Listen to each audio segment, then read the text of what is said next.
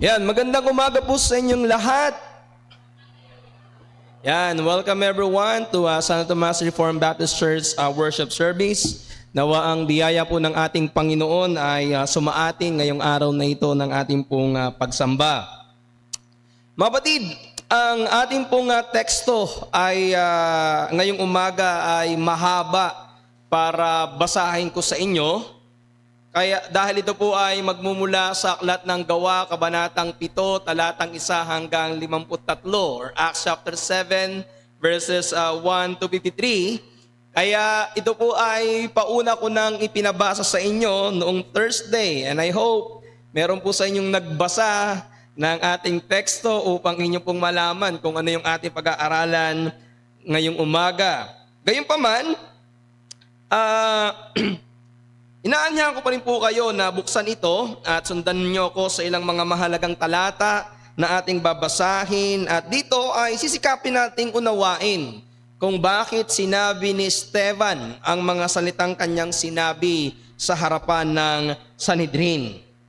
Mapatid, kung ating babalikan ang kasaysayan ng sangkatauhan, makikita natin ang isang malungkot na kalagayan ng mga tao.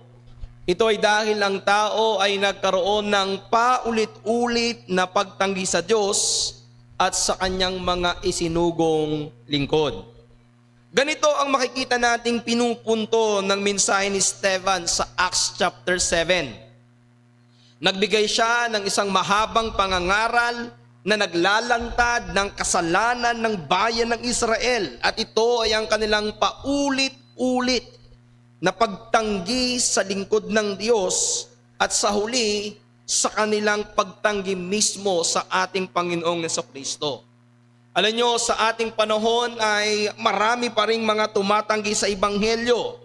Maaring hindi nito katulad ng pagtanggi ng bayan ng Israel na kung saan ay kanilang inuusig at pinapatay ang mga lingkod ng Panginoon, pero makikita pa rin natin ang ganitong pagtanggi sa iba't ibang paraan. Nariyan na ang kanilang pagbaliwala sa katotohanan, hindi nila pagpansin sa ebanghelyong ipinapangaral sa kanila, at ang pinakamabigat ay ang pagdaragdag sa ebanghelyo ng ating Panginoong Jesucristo. At ang nakalulungkot ay hindi lamang ito minsanan na pagtanggi, kundi nagiging paulit-ulit na pagtanggi sa ebanghelyo. Kaya ngayong umaga, nais kong ipakita sa inyo ang panganib ng paulit-ulit na pagtanggi sa ebanghelyo. At sana ngayong umaga, mapalalahanan tayo na ang paulit-ulit na pagtanggi sa ebanghelyo ng Panginoong Jesucristo ay hindi kinalulugdan ng Diyos, bagkus ito ay nagaanyaya ng puot at parusa ng Diyos. Bago nating tingnan ang ating mga talata, tayo muna'y dumako sa Panginoon sa panalangin. O aming Diyos, ngayong araw na ito, kami ay muling nagsama-sama sa iyong itinakdang lugar, sa iyong itinakdang panahon upang mag-aral ng iyong mga salita. Panginoon, maraming salamat na kami ay iyong kinilos upang kami ay magising, makapaghanda ng aming mga sarili, at ngayon ay makinig ng pangangaral. O aming Diyos, ang aming dalangin sa araw na ito na kami narito, sana hindi masayang ang oras na ito. Kaya ang aming dalangin, kami inyong tulungan. Imulat nyo ang aming mga mata. Gisingin nyo ang aming mga diwa. Palambutin nyo ang aming mga puso upang marinig namin, makita namin, at maunawaan namin ang iyong mensahe para sa amin ngayong umaga. Mangusap kayo sa amin sa umagitan ng iyong salita. Sa pangalan po ni Jesus. Amen. Amen. Mga kapatid, bago tayo dumako sa chapter 7, ay muli ko munang ipapaalala sa inyo kung ano yung nangyayari dito sa panahon o sa buhay nitong si Esteban. At ito ay nagsimula sa kabanatang 6. Si Esteban sa kabanatang 6, verse 5 ay ipinakilala ni Lucas bilang isang taong puspos ng banal na espiritu at pananampalataya. Pagdating ng verse 6 to chapter 6 verse 8, sinabi naman ni Lucas na si Esteban ay puspos ng biyaya at ng kapangyarihan. Pagdating ng 6 verse 10, nung siya ay humarap sa Sanhedrin ay walang maisagot ang mga Hudyo, ang mga pinunong saserdote sa kanyang karunungan at sa espiritong ibinigay sa kanya. At nung siya po ay inaresto at inharap sa Sanhedrin at inakusahan ng mga maling akusasyon, nakita ng Sanhedrin na ang kanyang mukha ay naging katulad ng isang anghel. Ngayon, dahil nga po merong mga maling akusasyon kay Esteban, siya po ay nilitis. Kaya mababasa natin sa chapter 7 verse 1, binigyan siya ng pinunong saserdote ng pagkakataon upang ipagtanggol ang kanyang sarili. Sabi ng chapter 7 verse 1, at sinabi ng dakilang saserdote, tunay baga ang mga bagay na ito. Ang tinutukoy po dito ay yung mga akusasyon na ibinabato kay Esteban patungkol sa kanyang pamumusong kay Moses at sa templo. Pero isang kakaibang Esteban ang ating makikita dito. Isang kakaibang bagay ang ginawa ni Esteban na maitutulad natin sa ginawa nitong si Pedro. Sapagkat nung siya'y binigyan ng pagkakataon para ipagtanggol ang kanyang sarili, sa halip na idebensa kanyang sarili mula doon sa mga maling akusasyon na ibinibigay sa kanya, ang ginawa ni Esteban ay ginamit niya ang pagkakataon na ito upang ipangaral ang ebanghelyo ng ating Panginoong Jesucristo. At ginawa niya ito sa pamamagitan ng pagsalaysay ng pinaikling kasaysayan ng bayan ng Israel. Kaya nga sinabi ko sa inyo, kung inyong marapatin ay basahin ninyo yung Acts chapter 7 para masundan nyo at maintindihan nyo ang ating mensahe ngayong umaga.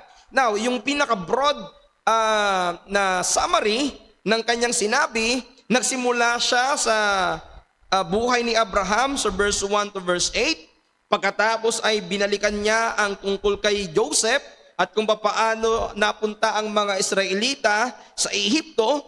At pagkatapos ay binigyan niya ng diin ang tungkol kay Moses at ang pagtanggi ng bayan ng Israel kay Moses at sa dulo, binanggit niya ng kaunti ang patungkol kay Josue, kay David at kay Solomon. At sa huli ay kanyang inilabas ang kanyang konklusyon at ito ang ating magiging pangunahing teksto ngayong umaga. At ito po ay matatagpuan sa Acts chapter 7 mula 51 to 53. Ani ako po kayong buksan ng inyong mga Biblia sa aklat ng Acts chapter 7. This is the conclusion ng mga ipinangaral ni Esteban. Acts chapter 7, 51 to 53. Kayong matitigas ang ulo at di tuli ang puso't mga tenga. Kayo'y laging nagsisilangsang sa Espiritu Santo. Kung ano ang ginawa ng inyong mga magulang ay gayon din naman ang ginagawa ninyo. Alin sa mga propeta ang hindi pinag-uusig ng inyong mga magulang? At kanilang pinatay ang nagpapahayag ng una ng pagdating ng matuwid na ito, na sa kanya kayo ngayon ay nangaging mga tagapagkanulo at mamamatay tao. Kayo na nagsitanggap ng kautusan ayon sa pangangasiwa ng mga anghel ay hindi ninyo ginanap. Mga kapatid, binasa po natin ang Acts chapter 7 verses 51 to 53. Naway pagpalain ng Panginoon ang pangangaral ng kanyang banal na salita. Pinamagatan ko po ang ating mensahe ngayong umaga ng paulit-ulit na pagtanggi sa Ebanghelyo. Ang paulit-ulit na pagtanggi sa Ebanghelyo. Sa kabanatang 6, kung inyong matatandaan ay pinaratangan ng maling mga akusasyon si Esteban. Kaya sa kabanatang 7, siya ay iniharap sa Sanhedrin para litisin.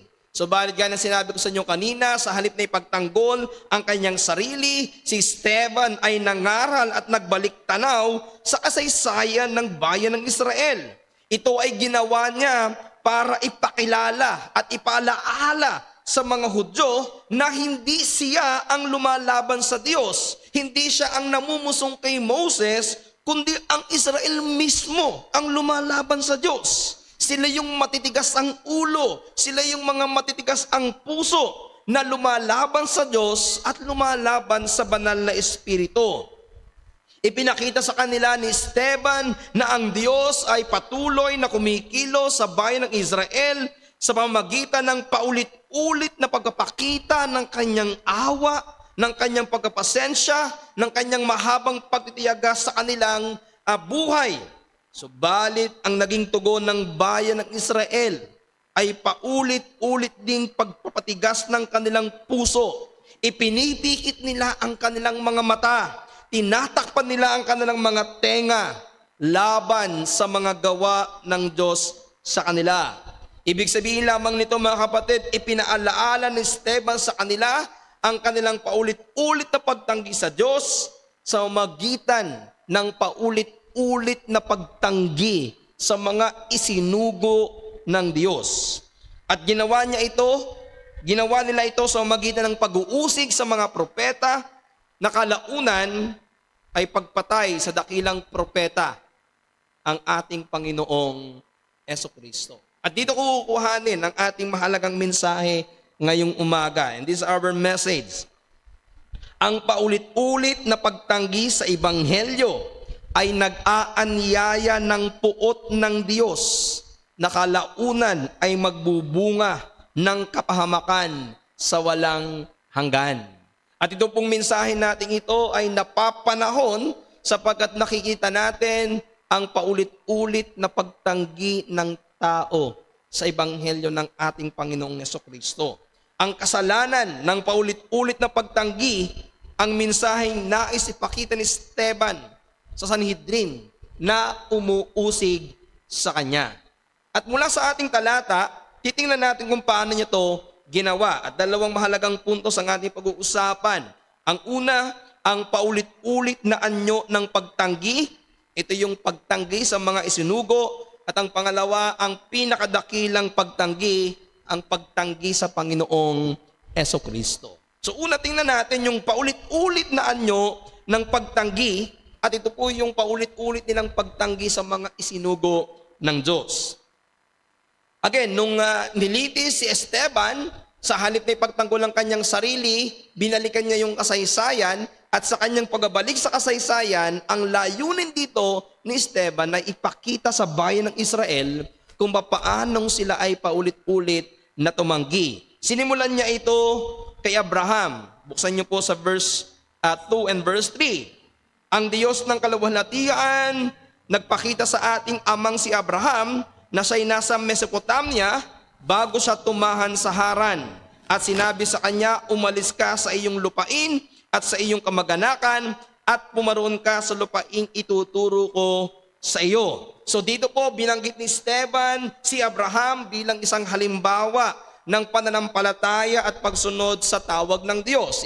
Si Abraham ay tinawag ng Diyos sa isang paganong lugar at siya inutusan na pumunta sa isang lugar na kung saan ay ipapangako ng Panginoon sa kanya. At si Abraham ay nagpakita ng pagsunod sa Panginoon. Pero kapag binasa natin yung verse 4, nakakalahati pa lamang ng paglalakbay itong si Abraham, siya po ay tumigil. At siya po ay nanirahan muna sa Haran. Ibig sabihin, oo, si Abraham ay sumunod sa Panginoon, pero nung siya po ay nasa kalagitnaan, siya ay pansamantalang tumira siya sa Haran. At doon po namatay ang kanyang amang si Tera. At dito natin makikita na muling gumawa ang Diyos sa buhay ni Abraham. Ayon sa verse 4, inilipat siya ng Diyos. Ang ibig sabihin po ng inilipat siya ng Diyos, ang ibig sabihin nito, si Abraham ay personal na inihatid at inakay ng Diyos mula sa Haran papunta doon sa lupain ng Kanaan. Ito yung lugar kung saan ay ipinangako sa kanya ng Panginoon. At dito mga kapatid, pinapakita nito na hindi ito basta paglipat lamang ng tao, kundi ito isang banal na pagkilos ng Diyos kung saan ang Diyos ang gumabay kay Abraham sa kanyang paglalakbay. Ipinapakita nito na ang pagkakakilanlan ng bayan ng Israel bilang isang bayan na hindi nakaugat sa kanyang sariling gawa, kundi sa pagkilos ng Diyos. Yung ginawa ng Diyos kay Abraham ay nagpapakita na ang kakayanan ng tao na sumunod ay hindi mula sa kanyang sarili, kundi mula sa pagkilos ng Diyos. Ang Diyos ang pumili kay Abraham, ang Diyos ang nagbigay sa kanya ng pangako, ang Diyos din ang gumabay sa kanya at nagdala sa kanya hanggang sa siya ay makarating sa lupang inihanda sa kanya. So ang punto dito, ang paglilipat ay larawan ng soberanya ng Diyos. Siya ang makapangyarihang pumipili, tumatawag at magdadala sa kanyang bayan. Alam nyo, sabi ng mga scholar, ito pong talatang ito ay larawan ng kaligtasan.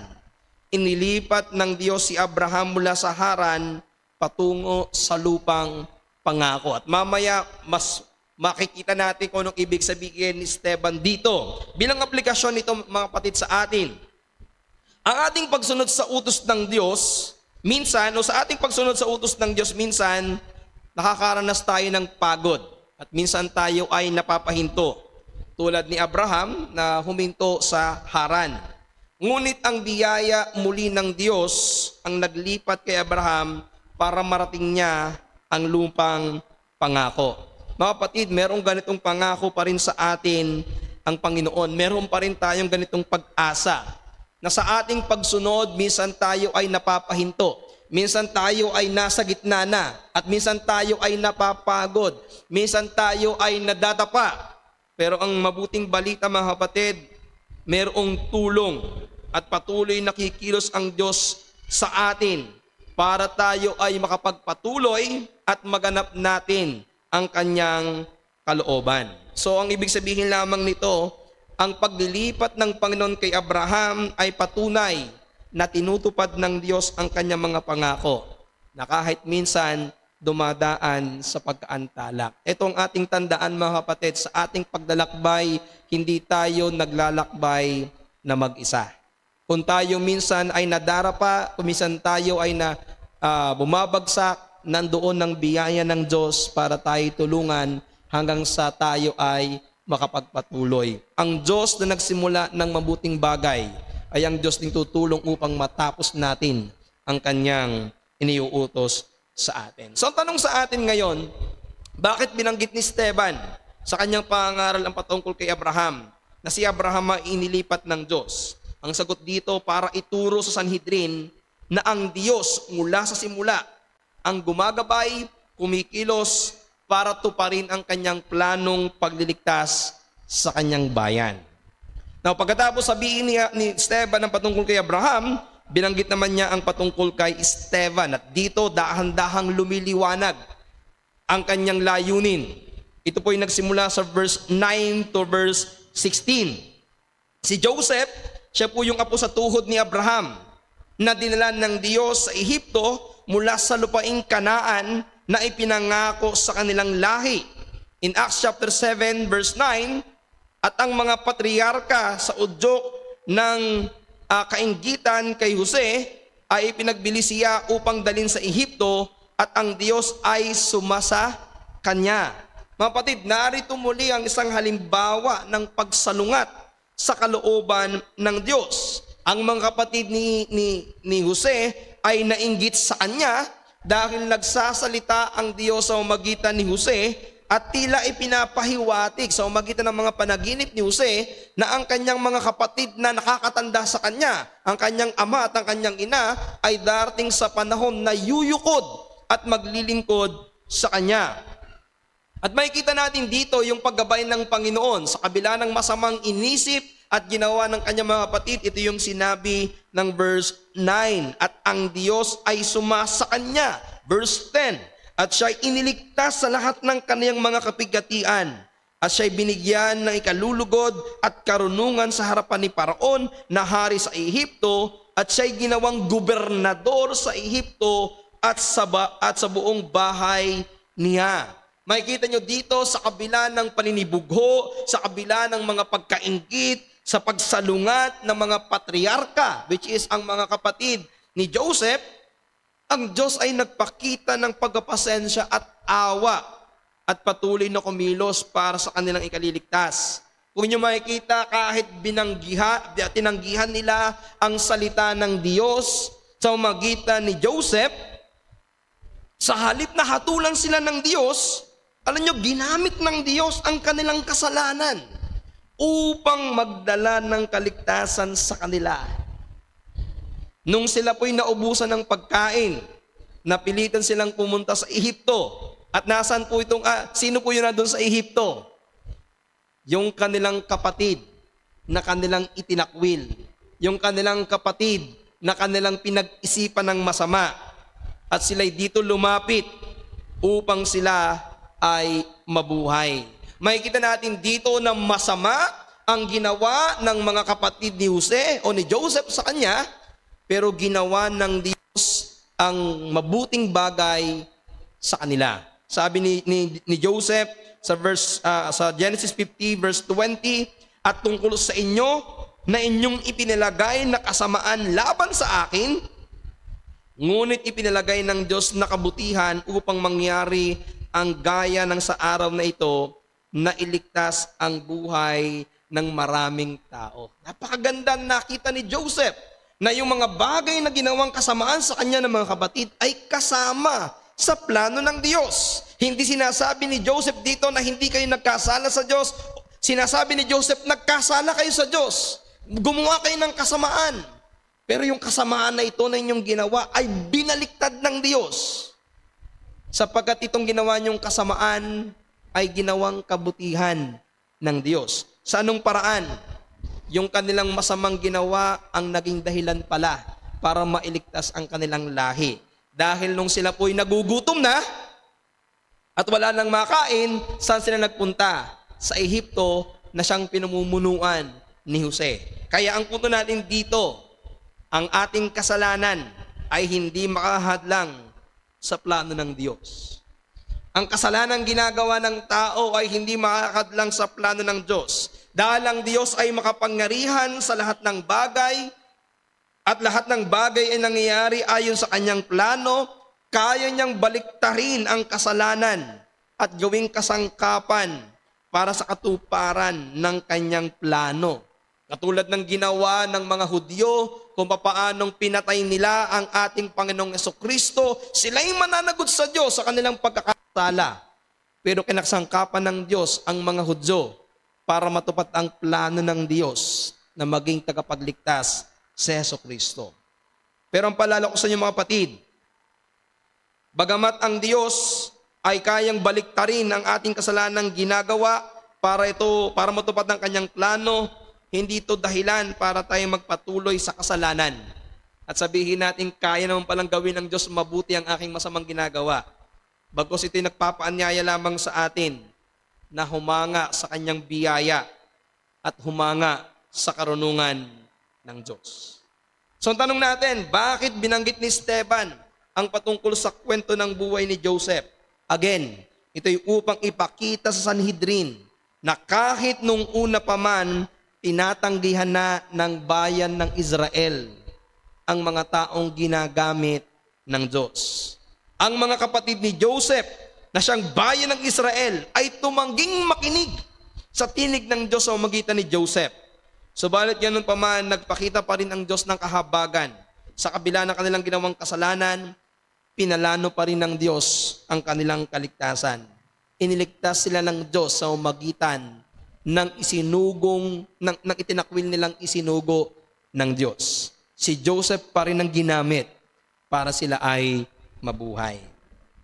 At ang mas binigyan ng diin ni Esteban ay ang patungkol kay Moses, na siyang kinikilalang dakilang propeta ng bayan ng Israel. At ito'y mababasa natin sa verse 17 to verse 44.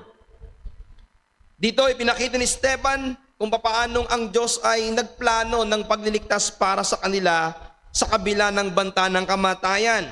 Noong ipapapatay na po ng paraon ang lahat ng mga bata sapagkat merong lumabas na isang paraon na hindi nakakakilala kay Jose at dumami ng dumami ang lahi ng bayan ng Israel sa Ehipto, ito ay tiningnan nila bilang isang banta para sa kanila. Kaya ang paraon ay nagkaroon ng utusan na patayin ang lahat ng mga bata. Pero iniligtas ng Diyos itong si Moses. Siya po ay inalagaan ng anak ng paraon. Nabuhay siya sa loob ng 40 taon sa buhay na gaya ng isang taga-Ehipto. Subalit dumating yung panahon na kinilos ng Diyos itong si Moses para alalahanin ang kanyang bayan. Ngunit nung siya po'y lumapit upang tulungan ang kanyang bayan, siya'y tinanggihan. Gaya ng kanilang ginawa kay Joseph. Paano ito nangyari? Ayon sa verse 26, sinubukan ni Moses na awatin yung dalawang Israelitang nag-aaway. At ang sabi ni Moses, mga Ginoo, kayo'y magkakapatid, bakit nyo ginagawa ang masama sa isa't isa? Ngunit, ayon sa talatang 27, ngunit itinulak siya ng taong gumagawa ng masama sa kanyang kapwa na sinasabi, sino ang naglagay sa iyo na pinuno at hukom sa amin? Nasabi pala ito nitong lalaking ito, nitong Israelitang ito, sapagkat nakita pala niya itong si Moses na pinatay yung isang taga-Ehipto. At inaakala nitong Israelitang ito na sila ay papatayin din nitong si Moses. Now, nung malaman ni Moses na may nakaalam pala ng kanyang ginawa, siya po'y natakot. Kaya ang ginawa niya, siya'y tumakas at nanirahan sa Midian sa loob ng 40 taon. Ngunit sa kabila nito, ang Diyos ay naawang muli sa kanyang bayan. Muli siyang kumilos, makalipas ang 40 taon muli. Sinugo ng Diyos si Moses pabalik ng Ehipto. At ayon sa verse 34, tunay na nakita ko ang kapighatian ng aking bayang Ehipto at narinig ko ang kanilang hibik. At ako'y bumaba upang sila'y iligtas. At ngayon halika, isusugo kita sa Ehipto. Sa verse 36, makikita natin kung paanong kinasangkapan ng Diyos si Moses para mapalaya ang kanyang bayan sa pagkaalipin sa Ehipto. Ngunit sa kabila ng lahat ng ginawa ng Diyos, sa mga himalang kanyang ginawa sa magitan ni Moses, sa mga milagro na ipinakita ng Diyos sa magitan ni Moses, sa kanilang pagtawid sa dagat na pula, sa ulap, sa umaga habang nasa desierto, sa haligi ng apoy, sa gabi habang sila nasa desierto, sa mga pagkain ng mana, pagkain ng karne, pagkakaroon ng tubig sa desierto. Ito yung nangyari nung si Moses ay umakyat sa bundok para kausapin ng Diyos at tanggapin ang 10 utos ng Diyos. Nainip at nagrebelde ang bayan ng Israel. Anong sabi ng verse 39 to 41? Sa kaniya'y ayaw magsitalima ang ating mga magulang, kundi siya'y kanilang itinakwil. At sa kanilang mga puso'y nagbalik sa Ehipto, na sinasabi kay Aaron, igawa mo kami ng mga Diyos na mangunguna sa amin, sapagkat tungkol dito kay Moses na naglabas sa amin sa lupain ng Ehipto, ay hindi namin nalalaman kung anong nangyari sa kanya. At nagsigawa sila ng mga araw na yon ng isang guyang baka, at nagsipaghandog ng hain sa Diyos-Diyosan, at nangatuwa sa mga gawa ng kanilang kamay. Mga kapatid, muli pinapakita ni Esteban na muling tinanggihan ng bayan ng Israel ang Diyos, maging ang isinubong tagapagligtas niya. Muli silang nagrebelde sa Diyos, at ang pinakamasama pa dito, kanilang pinalitan ng Diyos sa pamamagitan ng pagsamba sa mga Diyos-Diyosan.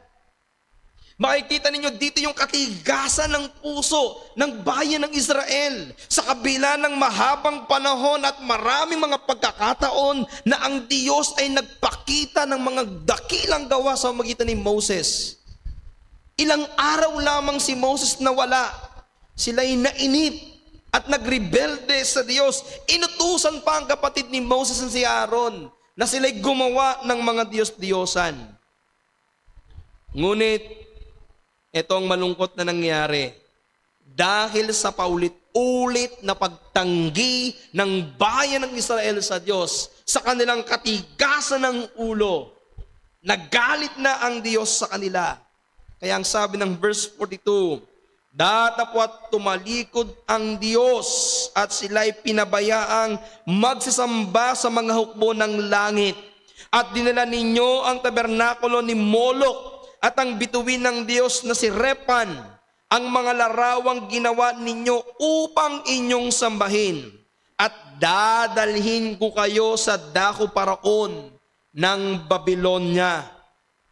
Itinakwil ng mga Israelita ang pagsamba sa Diyos at mas pinili nilang sambahin ang mga Diyos-Diyosan na gawa ng kanilang mga kamay, kaya ibinigay sila ng Diyos sa mga Diyos-Diyosan. Pinarusahan sila ng Diyos at sila'y naging alipin ng pinakamasamang bansa, ang Babylonia. Ito po'y mayroong matinding paalaala sa atin, mga kapatid. Ang patuloy na katigasan ng puso ay nagdadala ng parusa mula sa Diyos. At minsan, hinahayaan ng Diyos ang mga tao sa kanilang kasalanan upang lalo silang maging masama, na siyang gagamitin ng Diyos para sila ay hukuman. Mga kapatid, kapag ang tao ay matigas ang ulo, dumarating ang panahon na hindi na sila pipigilan ng Diyos. Darating ang panahon na hahayaan na sila ng Diyos na magpatuloy sa kanilang kasalanan upang makita nila ang bunga ng kanilang katigasan ng ulo. Ito yung sinabi ni Pablo sa Roma chapter 1, verse 24, 26, and 28. Ang sabi ni Pablo, kaya't sila'y pinabayaan ng Diyos sa mga karumihan. Dahil dito'y pinabayaan sila ng Diyos sa mga makahalay na pita. At yamang hindi nila mabuting kilalanin ng Diyos, hinayaan sila ng Diyos sa isang mahalay na pag-iisip upang gawin ang mga bagay na hindi nararapat. Mga kapatid, isang napaka mapanganib na kalagayan. Kung ikaw ay nananatili sa paggawa ng kasalanan, ikaw ay nananatili sa pagtanggi sa katotohanan, kaibigan, kapatid, ito isang paalaala sa atin na kapag matigas ang iyong ulo at paulit-ulit ka sa iyong ginagawa, maaaring hayaan ka ng Diyos sa iyong ginagawa at pabayaan ka sa iyong kasamaan upang lalo kang maging masama. Pero ito'y hindi magiging pakinabang sa iyo, sapagkat yan ay kakasangkapanin ng Diyos upang ikaw ay hatulan. Ang paalala ko lang sa iyo, kapatid, mga kaibigan, ang pagpapaubaya ng Diyos ay hindi tanda ng kanyang pag-aproba o pagsang-ayon, kundi paraan ng kanyang paghatol. Kung minsan iniisip mo ba, parang ako naman ay hindi pinaparusahan ng Diyos kahit nagpapatuloy ako sa kasalanan. Kahit paulit-ulit kong ginagawa ang kasalanan, kahit paulit-ulit kong tinatanggihan ng ebanghelyo ng Panginoon, huwag mong tingnan yan bilang isang pagsang-ayon ng Diyos, kundi yan ay isang hatol sa iyo, sapagkat sa dulo gagamitin niya ng Diyos upang ikaw ay kanyang hatulan. Ang patuloy na pagtigas ng puso laban sa Diyos ay hindi magdadala ng kapayapaan, kundi ng kapahamakan. Ang pagkaalipin ng Israel sa Babylonia ay babala rin sa atin na kapag ipinagwalang bahala natin ang mga babala ng Diyos, darating ang araw na tayo ay pababayaan niya sa ating kasalanan at gagamit siya ng ibang paraan kahit ang kanyang mga kaaway upang tayo ay hatulan. Imagine nyo ang bayan ng Diyos na sakop ng pinakamasamang bansa ng Babylonia. Ginamit ng Diyos ang kaaway upang parusahan ang kanyang bayan. Ngunit, kahit naging ganito ang bayan ng Israel, hindi pa rin tumigil ang Diyos ng pagkapakita ng awa. Pagdating sa panahon ni Josue, sa verse 45, ang sabi ng 45, kanilang pinalayas ang mga bansa na pinalayas ng Diyos sa harap ng ating mga magulang. Ang ibig sabihin nito, kahit na nagkaroon ng Israel ng pagtanggit, pagsamba sa Diyos-Diyosan sa ilang, naawa pa rin ang Diyos sa kanila. Tinupad pa rin ng Panginoon ang kanyang pangako sa kanya. Ibinigay pa rin sa kanila ang lupang pangako. Anong magandang punto makikita natin dito? Ang awa ng Diyos ay higit na malalim kaysa ating kasalanan. At ito'y isang napakagandang pampalakas ng loob sa atin. Kung iniisip natin na parang wala na tayong pag-asa sapagkat napakabigat na ng ating nagawang kasalanan, iniisip natin baka hindi na tayo patawarin ng Diyos, kapatid. Ito yung isang napakagandang katotohanan. Kung gaano kalayo ang silangan sa kanluran, ganon kalayo o kalapad ang pagkapatawad ng Diyos. Mas malaki ang awa ng Diyos kaysa ating mga kasalanan. Siya'y tapat sa kanyang tipan, na kahit tayo madalas na sumusuway, naranasan pa rin natin ang kanyang biyaya. Bawat araw, sa kabila ng ating hindi mabilang na pagsuway at pagbagsak, nandoon pa rin ang biyaya at pagkapasensya ng Diyos. Ang tanong uli natin, bakit binanggit ni Esteban si Moses sa kanyang pagharap sa Sanhedrin? Muli, ito'y upang ipakita ang muling pagtanggi ng mga Israelita na sinugong tao ng Diyos, kung saan sa kabila ng dakilang bagay na ginawa ng Diyos sa magitan ni Moses, patuloy nila siyang tinanggihan.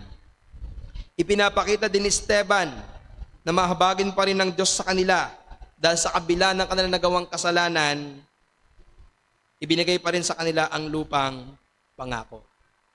At sa huli, sa dulo, tinukoy naman dito ni Esteban ang tungkol sa templo. Dumating dito si Esteban sa punto tungkol doon sa templo. Ito po yung paratang sa kanya. At dito, ipinunto ni Esteban yung ginawa ni Solomon, na si Solomon ay nagtayo ng bahay para sa Diyos. Binanggit niya na gusto sana ni David na magtayo ng templo pero hindi pinahintulutan ng Diyos. Ang pinahintulutan ng Diyos na magtayo ng templo ay sino? Si Solomon. Pero, meron pong bagay na mahalagang binanggit dito si Esteban patungkol sa templo. Sabi ng verse 48, gayunpaman, ang kataas-taasan ay hindi tumatahan sa bahay na gawa ng kamay ng tao. Kapatid, ito, there is something that we want, that we need to see sa mga talatang ating binasa. Kung babalikan natin yung verse 41, at yung verse 48, may mahalagang bagay tayong mapapansin dito. Muli, sa verse 41, sinabi ni Esteban na sila'y naghandog sa Diyos-Diyosan at nagalak sa mga gawa ng kanilang mga kamay. Pagdating ng verse 48, sinabi ni Esteban ulit, ang kataas-taasan ay hindi tumatahan sa mga bahay na gawa ng mga kamay. Meron pong magkaparehas na binanggit dito si Esteban. Ano yon? Yung gawa ng kanilang mga kamay. Now, this is the point. Ang ugat ng pagtanggi ay ito. Ang kanilang tiwala ay wala sa Diyos, kundi nasa kanilang gawa. Sa gawa ng kanilang mga kamay. Kaya pala ayaw nila sa Diyos, ayaw nila sa mga sugo ng Diyos, dahil ang gusto ng bayan ng Israel ay ang kanilang mga gawa. Ang gusto ng bayan ng Israel ay sa kanilang sariling paraan. Kaya siguro ang paboritong kanta ng bayan ng Israel ay My Way. Hindi God's way, not your way, but my way.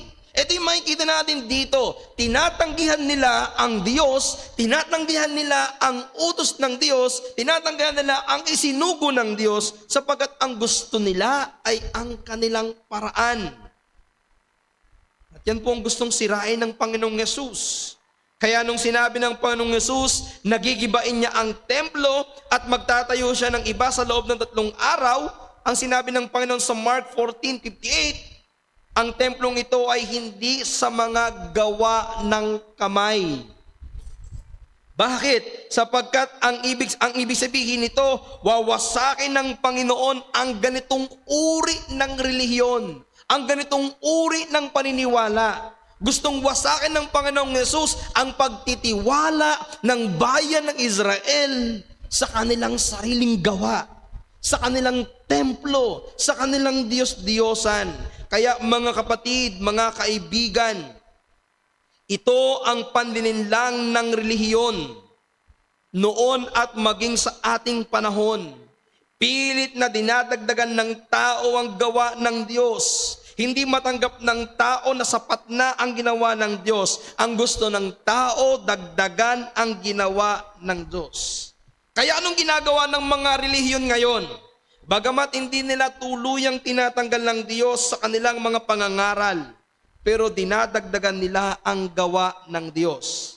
Dinadagdagan nila ito ng pagsunod sa batas, pagsunod sa mga pinuno, pagiging kaanib ng iglesia, paggawa ng mabuti, lahat ng pwede nilang idagdag ay kanilang idinaragdag.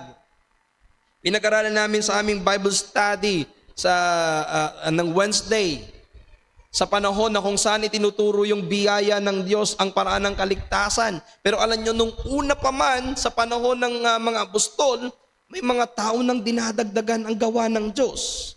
Itong tawag sa kanila ay mga Judaizers. Ang itinuturo ng mga apostol, ang kaligtasan ay sa biyaya lamang ng Diyos sa magitan ng pananampalataya. Pero ang sabi ng Judaizer, hindi. Kapag ikaw'y sumampalataya kay Jesus, kung ikaw ay isang hintil, kailangan mo magpatuli. Kailangan mong sumunod sa batas ni Moses. Ang sinasabi ng mga Judaizers, hindi sapat ang pananampalataya kay Jesus. Dagdagan ito ng pagtutuli. Dagdagan ito ng pagsunod sa batas. At ang ganyang relihiyon ay nagpapatuloy sa ating panahon. Sa ating nakagis ng relihiyon ng Roman Catholic Church. Hindi nila tinatanggal si Jesus, pero kasama ang 7 sakramento. Ang pagiging mabuting tao, ang iglesia ni Kristo, idinadagdag nila ang pag-anib sa kanilang relihiyon. Ang dating daan, ang Mormons, ang Jehovah's Witnesses, at ang iba pang mga relihiyon, inyong mapapansin, hindi nila itinatatuwa si Jesus. Maaring dinadagdagan nila ang kanyang persona, ginagawang tao, ginagawang nilikha, pero sumatotal ang kanilang sinasabay ito, hindi sapat ang ginawa ng Diyos. Kailangan natin ang gawa ng tao. Kaya ang punto natin dito mga kapatid, ang pagtitiwala ng tao sa kanyang sariling kakayanan, ang ultimong ugat ng pagtanggi sa Diyos. Are you with me? Ito yung makikita nating dahilan kung bakit may mga tao nung unang panahon at hanggang sa ating panahon ngayon na sa kabila na kanilang napapakinggan ang mensahe ng kaligtasan na sa Jesus lamang ang paraan para sa kaligtasan ay patuloy na tumatanggi. Hindi sapagkat sila'y umaasa sa kanilang sariling kakayanan, sa kanilang sariling relihiyon. At ito'y isang mapanganib na kasalanan dahil ang magiging bunga nito ay pagtanggi mismo sa Panginoong Jesucristo. Ang pagtitiwala sa sariling kakayanan ay magbubunga ng pagtanggi kay Kristo. Kaya ito yung ating ikalawang punto. Ang pinakadakilang pagtanggi kay Kristo. Yan ang sinabi ng verse 51 at verse 52. Kayo'y matitigas ang ulo, di tuli ang puso at tenga. Kayo'y laging nagsisalangsang sa Espiritu Santo. Kung ano ang ginawa ng inyong mga magulang, ay gayon din naman ang ginawa ninyo. Alin sa mga propeta ang hindi nyo pinag-usig o hindi pinag-usig ng inyong mga magulang at sa kanila'y pinatay at nagpahayag ng una ng pagdating ng matuwid na ito? At sa kanila kayo ngayon ay naging mga tagapagkanulo at mamamatay tao. Matapos ang mahabang pagsalaysay ni Esteban ng iba't ibang anyo ng paulit-ulit na pagtanggi, sa dulo iniugnay ni Esteban na ang tunay nilang tinanggihan ay sino? Ang Mesyas. Ang isinugong tagapagligtas, ang Panginoong Jesucristo. Ang ibig sabihin, ang pagtanggi nila kay Jose, ang pagtanggi nila kay Moses ay hindi lang pagtanggi sa mga isinugo ng Diyos, kundi ito ay larawan din ng pagtanggi nila sa ultimong isinugo ng Diyos, ang Panginoong Jesucristo. Ang iba't ibang anyo ng pagtanggi ng mga pinuno o ng kanilang mga ninuno ng mga Israelita sa mga taong isinugo ng Diyos ay nagbunga ng pinakamalaking pagtanggi. Tinanggihan nila ang Panginoong Yesus. Ibig sabihin, ang Israelita noon pa man ay palagi nang tumatanggi sa banal na Espiritu.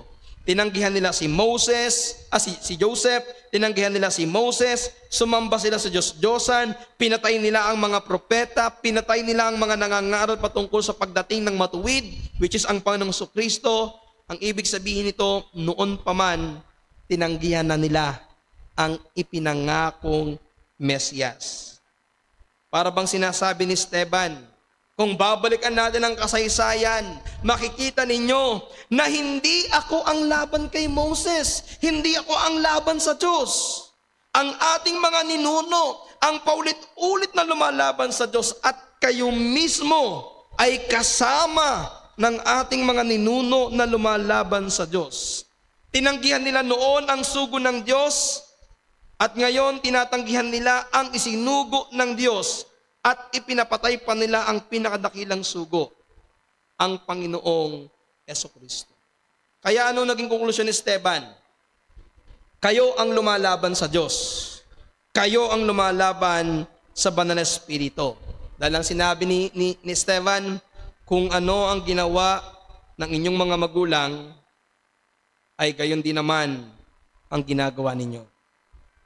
Sa aming mga bisita, sa aming mga regular na dumadalo, ang kasalanan ng inyong mga magulang, ang kasalanan ng inyong mga ninuno, ay maaaring nagiging kasalanan nyo na din, sapagkat ang kanilang kasalanan ay ipinamamana sa inyo.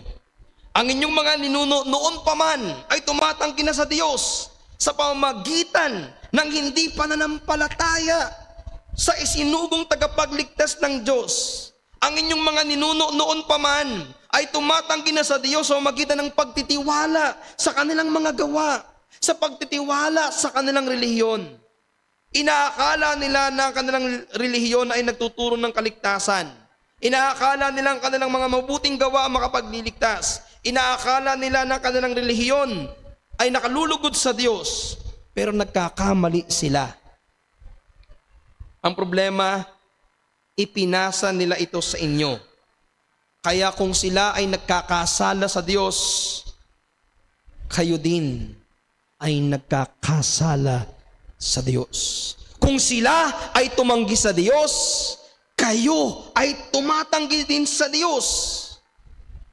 Ang ibig sabihin nito, kung ikaw ay nagpapatuloy sa pananampalataya ng iyong mga magulang na mali at wala sa katotohanan, ikaw ay nagkakasala na gaya ng iyong mga magulang. Ito yung pinupunto nitong si Esteban sa harap ng Sanhedrin. Inaakusahan nila si Esteban na namumusong kay Moses, na lumalaban sa templo. Pero nung sinabi ni Esteban, hindi ako, kundi kayo, sapagkat minana lamang ninyo ang kasalanan ng inyong mga magulang.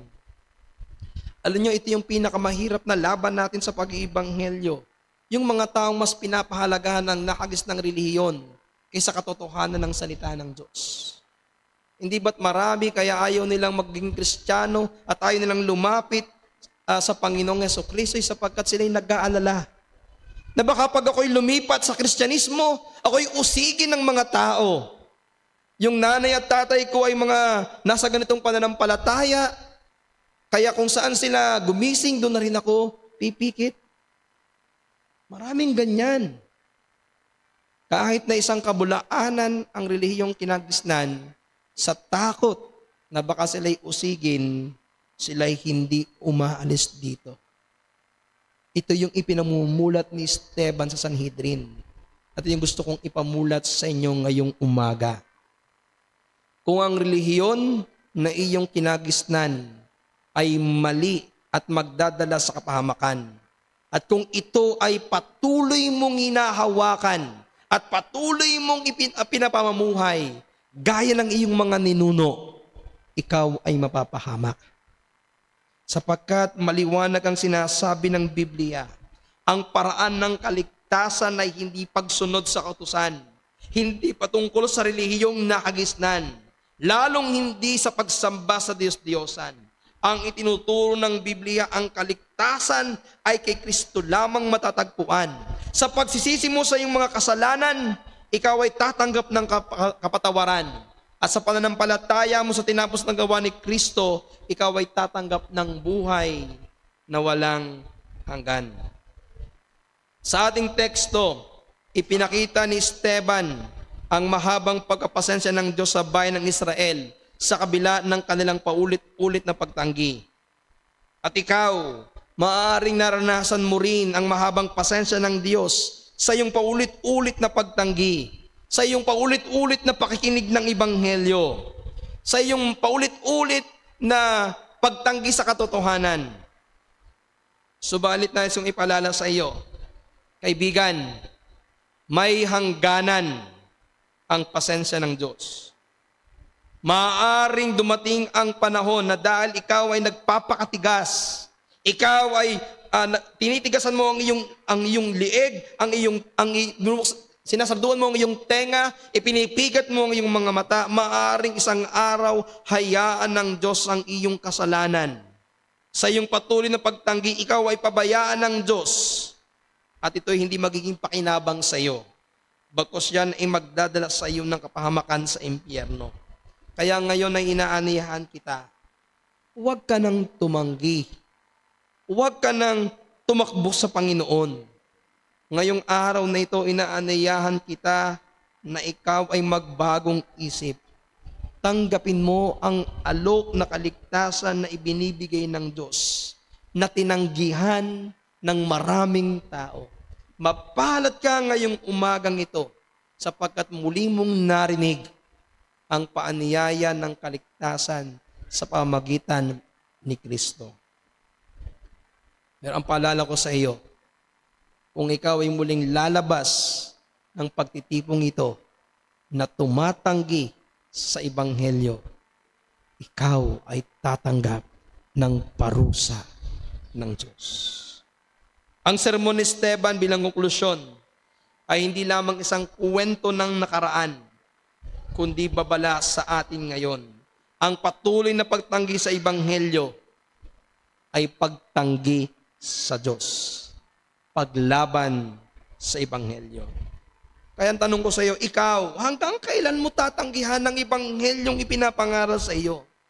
Bakit kahit paulit-ulit mo nang napapakinggan ito, bakit patuloy mo itong tinatanggihan? Bakit patuloy mo itong binabaliwala? Bakit patuloy mo itong hindi pinapahalagahan? Ano ba ang gusto mo? Gaya ka ba ng mga Israelitang ito na ang gusto mo'y maligtas ka sa iyong paraan? Sinasabi na sa iyo ng kasulatan, walang magagawa ang paraan mo. Walang magagawa ang gawa ng kamay mo. Sapagkat ang tanging paraan lamang ay ang ginawa ng Panginoong Jesucristo. Nais kitang balaan, kaibigan, may hangganan ng buhay mo. May hangganan ng pagkakataong ibinibigay sa iyo. Darating ang araw, wala nang mangangaral sa iyo. At darating ang araw, malalagot ang hininga mo.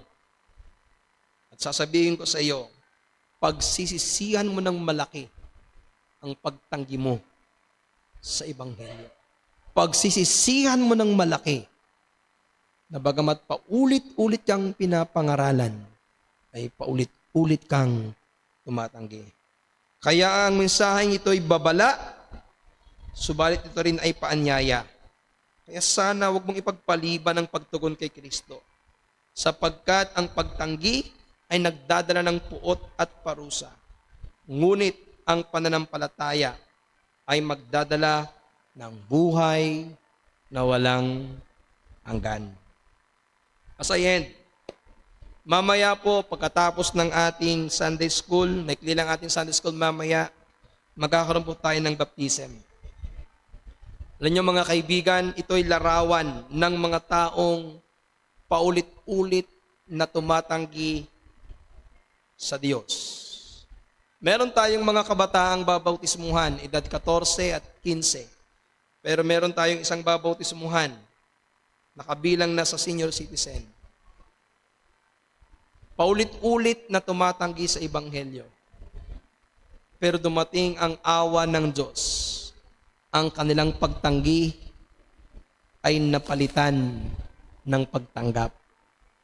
Ang kanilang paulit-ulit na pagtanggi ay napalitan ng pagsunod. Kaya mamaya, magagalak ang ating iglesia ng mga dating tumatanggi, ngayon ay tumatanggap.